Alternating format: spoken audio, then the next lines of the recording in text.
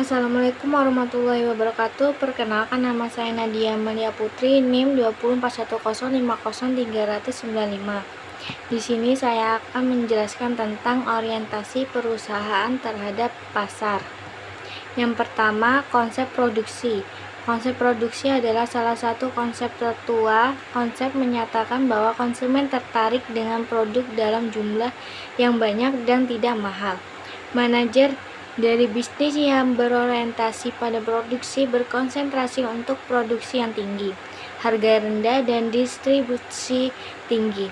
Orientasi ini masuk di negara-negara berkembang seperti Cina, pabrik PC terbesar, dan alat-alat rumah tangga high-end. Memetik keuntungan dari sumber daya manusia yang melimpah dan mudah untuk mendominasi pasar. Selanjutnya yaitu konsep produk.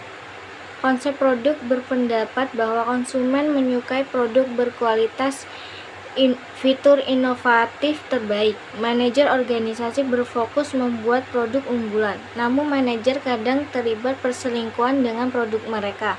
Mereka melakukan kesalahan dengan istilah jebakan tikus yang lebih baik, yaitu percaya bahwa jebakan tikus yang lebih baik dapat mengarahkan orang masuk ke pintu mereka. Produk tidak akan sukses jika tidak didukung harga, distribusi, iklan, dan penjualan yang tepat. Yang berikutnya, konsep pemasaran. Konsep pemasaran muncul pada pertengahan tahun 1950-an. Tugas pemasaran tidak mencari pelanggan, melainkan mencari produk yang tepat untuk pelanggan. Konsep pemasaran beranggapan kunci untuk mencapai organisasi adalah menjadi lebih efektif dari pesaing dalam menciptakan. Beberapa pakar menemukan bahwa perusahaan yang menggunakan konsep pemasaran mencapai kinerja yang lebih baik. Hal ini pertama ditunjukkan oleh perusahaan yang mempraktikkan orientasi pasar reaktif, memahami dan memenuhi kebutuhan pelanggan yang dinyatakan. Yang selanjutnya, konsep pemasaran holistik. Pemasaran holistik adalah suatu pendekatan yang menyadari dan mendamaikan ruang lingkup dan kompleksitas aktivitas pemasaran. Perusahaan yang berhasil adalah perusahaan yang dapat mengubah pemasaran sesuai dengan perubahan di pasar dan ruang pasar mereka. Yang berikutnya, pemasaran hubungan. Kunci pemasaran adalah mengembangkan hubungan yang dalam dan bertahan lama dengan orang dan organisasi yang dapat langsung maupun tidak langsung mempengaruhi kesuksesan pemasaran perusahaan tersebut. Pemasaran hubungan bertujuan untuk membangun hubungan jangka panjang yang saling memuaskan dengan konsisten guna mendapat dan mempertahankan bisnis. Yang berikutnya, pemasaran terintegrasi. Tugas pemasaran adalah merencanakan aktivitas pemasaran dan membentuk program pemasaran yang terintegrasi penuh untuk menciptakan, mengkomunikasikan, dan menghantarkan nilai kepada pelanggan. Aktivitas pemasaran muncul dalam semua bentuk.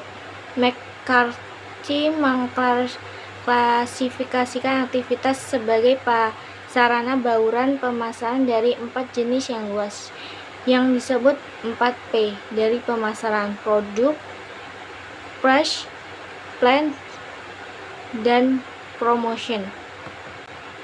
Pemasaran internal. Pemasaran internal adalah tugas merekrut, melatih, dan memotivasi karyawan yang kompeten, yang ingin melayani pelanggan dengan baik. Pemasaran yang cerdas menyadari bahwa aktivitas pemasaran di dalam perusahaan bisa menjadi sepenting atau bahkan lebih penting daripada aktivitas pemasaran yang diarahkan keluar perusahaan.